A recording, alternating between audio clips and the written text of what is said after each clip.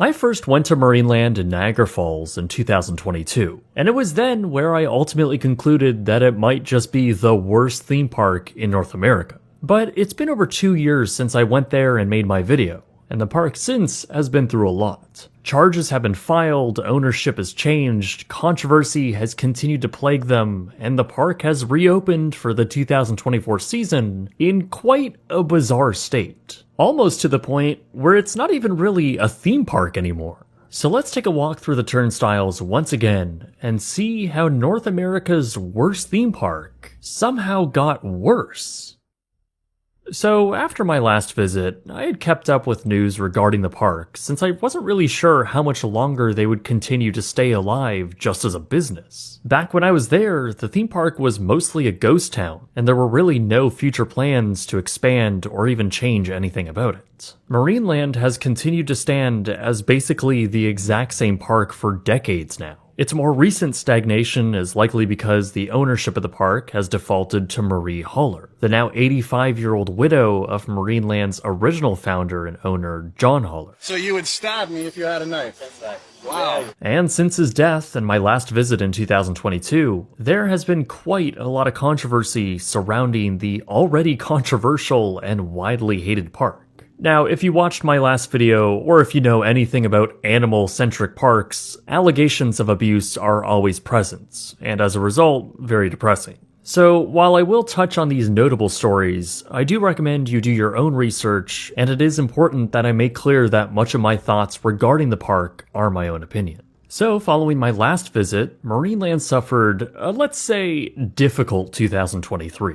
The park that year was in rough shape, from frequent attraction breakdowns to outrage over the ticket price, which was still $50 a person. The TripAdvisor reviews from that season are rough. But outside of the general poor guest experience, Marineland was also facing continued allegations of animal abuse and mistreatment. In March, their last orca, Kiska, had died after living alone in a tank for over 12 years.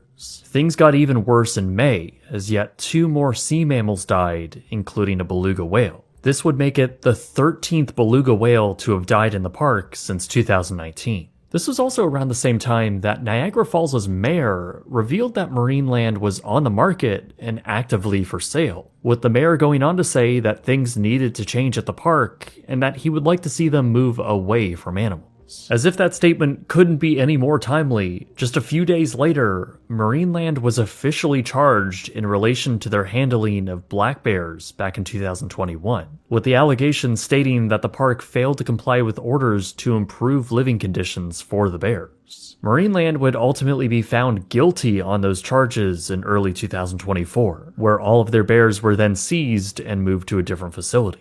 Okay, so obviously that's all very depressing, and Marineland was rightfully slammed by the media and by the public. Many outraged on how the park was being run, now with guilty charges being handed down against the park. Marineland, for their part, began removing all of their land mammals out of the park. And as a response to the deaths of even more sea mammals in early 2024, they simply stated that they had the largest number of captive beluga whales in the world, and issues affecting their health were bound to happen. So Marineland has a massive PR problem surrounding their aquatic animals, and with relentless calls to remove them and turn the park into a ride-only one, which is really the only meaningful reason why people want to go to their park now, to ride the actual rides, that's obviously what they would do. Right?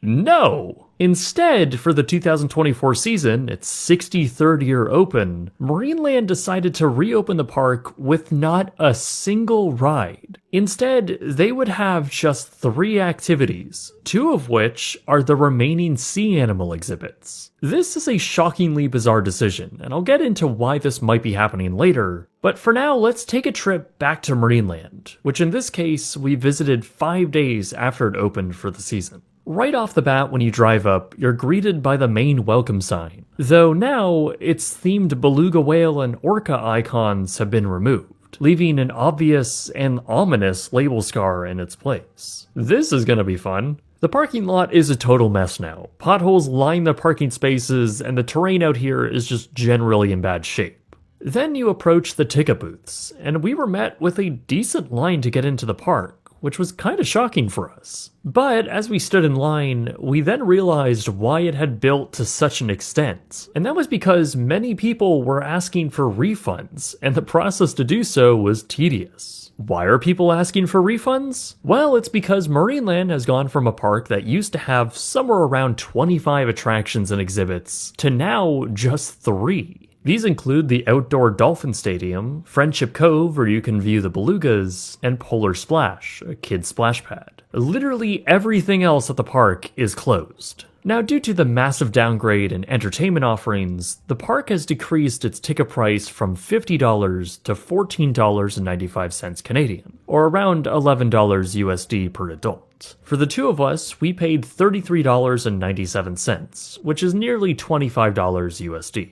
You can also upgrade to a season pass for no extra cost. Not a bad price, sure, but I don't know if I'd consider it to be worth it for what you're about to see. Or more accurately, what you won't end up seeing. The park was once a labyrinth of massive pathways leading in seemingly random directions with really no overall plan. Many of the now closed attractions were situated along them, and instead of letting guests wander around the primarily dead park, large swaths of once open land is now closed off with temporary barriers. It's actually pretty shocking to see how massively this park has declined in size. Where originally guests could access all of this, now it's just down to this relatively tiny area. When you first walk in, you're met with another reminder of the park's insistence that it's an institution for good, as plastered front and center is a sign displaying the ethics the park supports. I'll let you draw your own conclusions from that, but I find it hilariously ironic that the promotional image the park wants you to look at is kids breaking Marineland's own rules. Anyways, you'll soon notice that not a lot of people are in this park, and once again, those wide open pathways make this entire place feel a lot more ghostly and empty. That applies to the first attraction in the park, the Dolphin Stadium.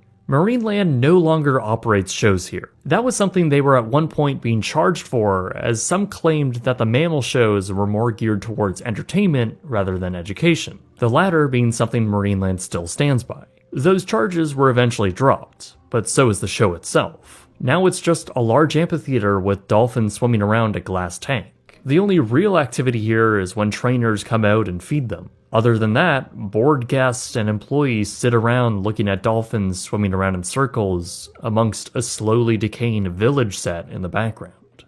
Pretty depressing.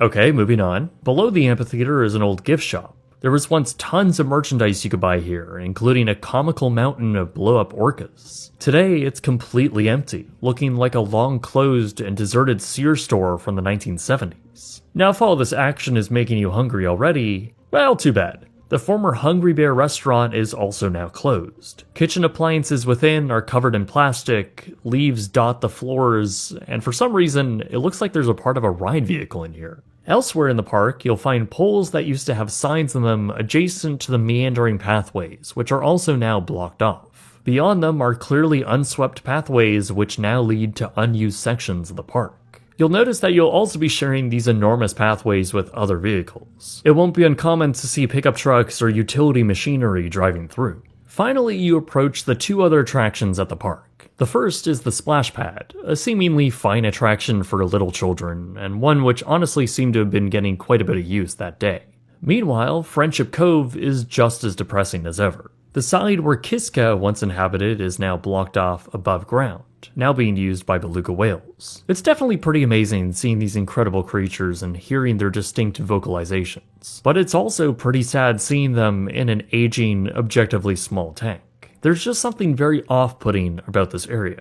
And, oh, wait, that's it. Both pathways that would have led further into the massive park are now blocked off and guarded by park employees sitting at picnic benches. So overall, Marineland is a pretty bad theme park experience. It's barely an experience. Despite the ticket price being so low, it still feels like a bad value considering as an adult, you can see and do everything in around an hour, and even that might be generous. But why is the park formatted this way? Well, the park actually found a buyer after it was put up for sale in 2023. A sale apparently went through for all 1,000 acres of land to an undisclosed brand new owner. Who that owner actually is? Well, nobody really knows, but we do have a few clues as to who it might be. The land itself is very valuable, and there's a lot of it. At 1,000 acres, it's likely worth well into the hundreds of millions of dollars. So a new owner would have to have a lot of resources to draw from, and the city has already made it clear that they do not want housing to occupy the land. So it also has to stay zoned as entertainment use. That makes whoever this new owner is a very interesting proposition, but one which hasn't made it all the way to the finish line yet. Ahead of their 2024 opening, the park did state that the new owner hadn't yet taken over, instead saying that this season would mark a transition period. Specifically, quote, Marineland prepares for a strategic evolution and redevelopment. What that actually means? Well, we don't exactly know. It's also a mystery as why the park decided to open with no attractions. It could be because this new owner failed to or deliberately didn't register their rides through the Canadian government. And with none of them certified, they obviously couldn't open with them. Whatever the case may be, none of the attractions have been moved or torn down. In fact, all of them are still standing today, including the most identifiable one, the skyscraper. It continues to stand as the park's main icon and can be seen for miles, including prominently inside the park, though for now, it's just sitting there effectively abandoned. Other attractions like Deer Park, which also dots the current pathways, are just walled off, while others beyond the barricades also still stand. From the air, the park still looks largely the same as it always has, just the majority of it is a ghost town. Clearly some areas are worse than others, as keeping 1,000 acres of land clean and manicured is almost an impossible task, especially for a park running on fumes. Notably suffering is Dragon Mountain, the park's only roller coaster, and perhaps the weirdest roller coaster in North America. Its vast acreage is slowly growing out of control, and the ride looks to be in rough shape. The track just seems to disappear into the forest now, and the attraction for the tunnel is also blocked off by a wall, likely due to building code. It's just a monumental amount of landscaping that's all getting out of hand now. Same with the never-finished River Country or Aviary Safari. Both unfinished attractions are sitting there overgrown in the unchecked foliage. Some are easier to see from the ground though. Along the parking lot, the gaps in the foliage along the chain link fence reveal the state of some of the flat rides in the kids area. Some covered up for protection, while others appear to be overgrown by weeds. Even when you're off property, the surrounding land around the park is just a strange place. You would never think there's a theme park here from the outside. I talked a little bit about this in my last video, but a covered chain link fence was put up to keep protesters out, while the entrance sign itself is blurred out on Google Maps. Pretty bad marketing for a theme park if you ask me. So what do you expect when the marketing building itself appears to be abandoned? Even down the road was a campground Marineland was once affiliated with. That's now completely abandoned, and it's actually a place that I checked out on my first trip here, but never included it in the original video. At that point, much of it was still intact. However, today, there are just a few reminders of what once was. The pool has been ripped out, the playgrounds are being swallowed by weeds, and the sign for it has been long consumed by the brush. Honestly, for me, and in my opinion, it's shocking how bad management has been for this park. To most people in the theme park industry, fans, and even the general public, it is obvious that they need to lose the captive animal elements of the park and focus solely on rides and attractions. And yes, changes were coming, but they literally did the exact opposite. This was such a baffling decision to me that I just had to come check it out. And lo and behold, this park, which had already been rated as the most disappointing tourist attraction in Canada, somehow has made their guest experience even worse. There was such an obvious path forward for the park, and if they wanted to get rid of all the constant PR issues they've had, the same ones which have led them to sue multiple people, ban reporters, and put up a fence around the park, they could have, and if they continue to operate into the future, still should remove the animals from the park.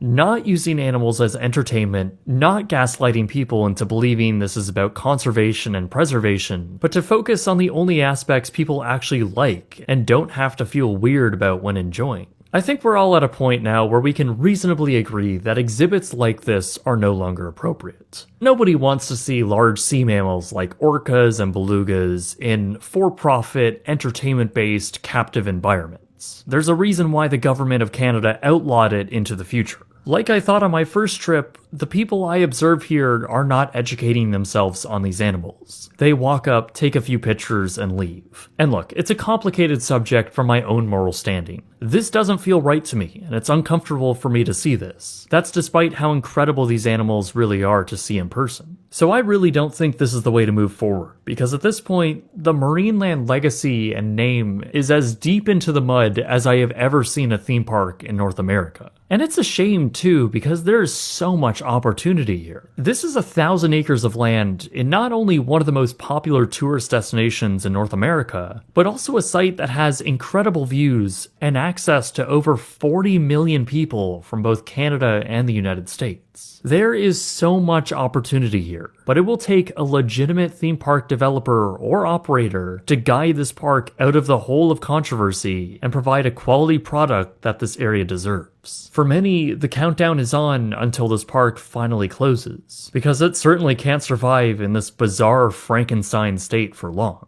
Honestly, I am hopeful for the future of this park, but as it stands, especially now, I feel even more confident in thinking that this really is the worst theme park in North America. Thanks for watching, everyone.